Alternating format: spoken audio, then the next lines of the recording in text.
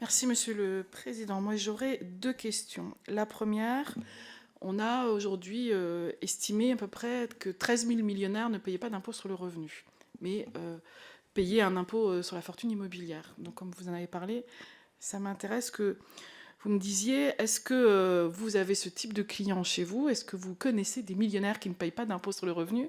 Et selon vous, à quelle situation cela correspond, puisque on est encore en train de chercher qui sont ces 13 000 millionnaires. Puis la deuxième question, je la poserai après.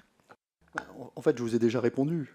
Ce sont des gens qui ont des structures capitalisantes, qui vivent sur un compte courant. Un compte courant, quand il est remboursé par la société, il n'y a pas d'impôt. Comme c'est un remboursement sans impôt, il n'y a pas de revenu. Et comme il n'y a pas de revenu, il n'y a pas d'impôt sur la fortune immobilière. Donc il n'y a ni impôt sur le revenu, ni impôt sur la fortune immobilière. C'est comme ça que les très très riches supportent de rester en France. Tempère un tout petit peu ce que dit mon confrère, parce que je pense que dans ces 13 000 personnes, il y a beaucoup de pauvres millionnaires. J'entends, il peut y avoir beaucoup de profils de personnes qui ont 1,3 million d'actifs immobiliers, puisque c'était de ça qu'on parlait, et qui pour autant sont retraités, sont des non-résidents qui sont venus s'installer en France pour passer leur retraite et qui ont des revenus de source étrangère qui sont taxés à la source et pas en France, qui ont divorcé, donc qui ont un bien immobilier. Ce qu'ils ont sorti, c'est les non-résidents, mais les gens qui sont devenus résidents français et qui peuvent toucher des revenus, principalement des retraites de source étrangère, ils sont dedans, en principe. Donc les gens qui peuvent avoir des parcours de vie, qui ont divorcé. Enfin, il n'y a pas forcément des gens avec une organisation sophistiquée derrière. Et il y a beaucoup de personnes qui peuvent avoir, à ce niveau de 1,3 million, 1,5 million d'actifs immobiliers, des revenus assez limités. Bon. En fait, c'est marrant ce passage. Parce que les deux mecs ont raison en même temps. Le premier te dit « Ouais, les 13 000 millionnaires qui payent pas d'impôts, c'est des gens qui planquent tout dans une société et qui se font rembourser tranquille en compte courant. » Et c'est vrai, ça existe. Mais le deuxième arrive et il fait « Attends, calme-toi, un mec avec 1,3 million de patrimoine en 2025, souvent c'est juste un retraité qu'à sa maison, ou un divorcé, ou un expat. » Et là aussi, c'est vrai. Du coup, le chiffre de 13 000 millionnaires, en vrai, ça veut tout et rien dire. Il y a deux mondes différents dans le même paquet. Et tant qu'on les sépare pas, n'importe qui peut raconter ce qu'il veut avec. C'est un peu dans le même ordre d'idée, puisque, Monsieur Bornazer, vous avez dit en 2024 lors d'une interview, et vous en avez parlé tout à l'heure, vous avez qualifié la France de paradis fiscal par rapport à nos voisins. Donc est-ce que vous pouvez nous expliquer pourquoi vous avez dit ça, s'il vous plaît? Oui, bien sûr, je l'ai dit, la France, mais on va revenir dessus, mais la France a cette chance d'avoir une déclaration des droits de l'homme et du citoyen de 1789 qui fasse partie de notre Constitution. Et dans cette déclaration des droits de l'homme, il y a un article 13 sur le consentement à l'impôt et les capacités contributives. Cette norme constitutionnelle interdit aux législateurs, sauf schéma abusif, de taxer des revenus latents. Et donc, si vous vous organisez pour ne pas avoir de revenus latents, ou plutôt d'encapsuler des revenus dans des structures type assurance vie ou holding à l'impôt sur les sociétés, si vous n'avez aucun revenu personnel, vous ne payez pas d'impôt, et ça en toute légalité, et je dirais même en toute constitutionnalité.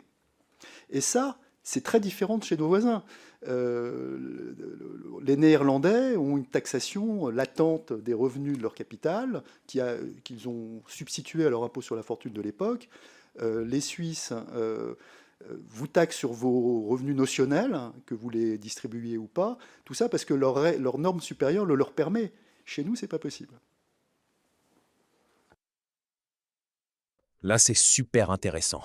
Parce que Bornazé, il lâche un truc que peu de gens disent à voix haute. La France, en fait, c'est un paradis fiscal. Mais légalement, et même constitutionnellement.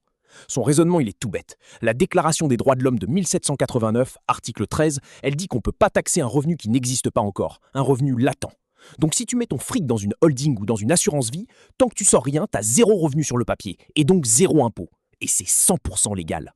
Pendant ce temps, les Hollandais et les Suisses, eux, ils te taxent sur ce que tu pourrais gagner, distribuer ou pas, parce que leur constitution les laisse faire. Nous, non. Et c'est ça qu'il dit en gros.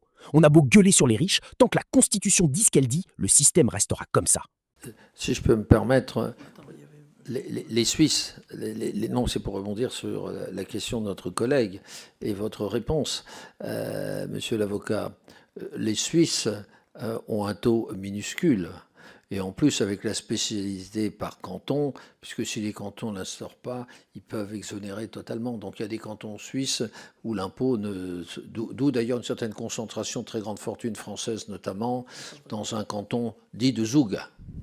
Alors, à Zouk, on parle suisse-allemand, c'est une langue assez imbuvable. Moi, je suis citoyen helvétique, donc la Suisse, je connais bien. L'impôt dans les villes où il fait bon vivre, comme Genève ou Lausanne, quand on parle français, c'est pas un impôt qui est neutre, hein. Ça coûte cher d'être en Suisse, sauf si vous bénéficiez d'un régime particulier qui s'appelle le régime du forfait, qui est réservé uniquement aux étrangers. C'est-à-dire que les Suisses importent des riches, mais perdent leurs riches. Les riches suisses se barrent de Suisse. Il faut le savoir. Ils vont... en France, peut-être, d'ailleurs, j'en ai fait revenir certains. L'île Maurice leur en prend beaucoup. Enfin, voilà, il faut savoir que les Suisses perdent leurs riches. C'est le système du forfait à 3 fois la valeur locative. C'est comme ça que Johnny Hallyday avait un revenu en Suisse théorique de 300 000 euros. Hein, bon. C'est passé à 7 fois, oui. 7 fois. Oui, oui. Là, le passage est génial, parce qu'on voit que la Suisse, c'est pas du tout le cliché qu'on imagine. Tout le monde croit que les Suisses paient rien. Mais en vrai, non. À Genève ou Lausanne, l'impôt, il pique vraiment. La seule combine, c'est ce qu'on appelle le forfait. Et ça, c'est réservé aux étrangers, pas aux Suisses eux-mêmes. Du coup, le truc absurde, c'est que la Suisse importe des riches étrangers, type Johnny Hallyday à l'époque, et en même temps, elle perd ses propres riches qui se barrent à l'île Maurice ou même en France. Et le détail qui tue, le forfait Johnny, c'était 3 fois la valeur locative de sa baraque. Donc un revenu fictif de genre 300 000 euros, sur quoi il était taxé. Aujourd'hui, ils ont monté à 7 fois. Donc même le paradis suisse, en fait, c'est plus tellement un paradis. Collègue Bonnecarrère. Oui, vous venez de faire référence, cher confrère, à la notion de compte courant. Je n'avais pas du tout d'idée d'un lien avec la fiscalité. Je comprends l'idée que quand je prélève sur mon compte courant, je ne prélève pas des revenus. Mais je ne vois pas très bien en quoi ça interfère sur notre sujet. Dans mon esprit, le compte courant positif que je peux avoir, c'est de l'argent que j'ai apporté à la société. Je vois mal comment je me constitue un compte courant sur des revenus non distribués. En résumé, est-ce que vous pourriez m'expliquer en quoi l'usage du compte courant est un moyen de contourner la fiscalisation des flux financiers ? Soyons très clairs, sur le compte courant que j'ai constitué, j'ai payé de l'impôt. Enfin, mon client a payé de l'impôt. Par exemple, il a vendu un actif. Il a vendu un immeuble sur lequel il a payé un impôt sur les plus-values. Avec cet argent, il va créer une structure à l'impôt sur les sociétés, par exemple une société civile à l'IS qui opte pour l'impôt sur les sociétés au capital de 1 000 €, et il va mettre en compte courant de l'argent sur lequel il aura donc payé d'impôts, et l'ensemble de cet argent va travailler, va peut-être être investi dans de l'immobilier, qui va produire des loyers. Et le contribuable, plutôt que de faire une distribution de dividendes par la société, va faire un remboursement de son compte courant. Tout à fait. Voilà. Là, on rentre dans le truc concret. Et c'est là que tu comprends comment ça marche vraiment.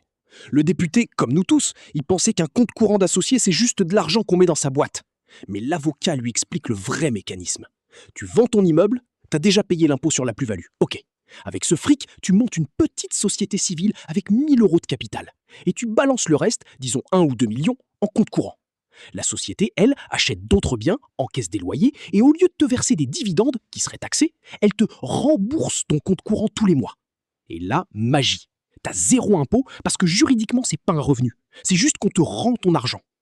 Et le bonus que rajoute le député, depuis qu'ils ont viré l'ISF, le compte courant lui-même est plus taxé non plus. Donc en gros, le système est devenu encore plus avantageux qu'avant.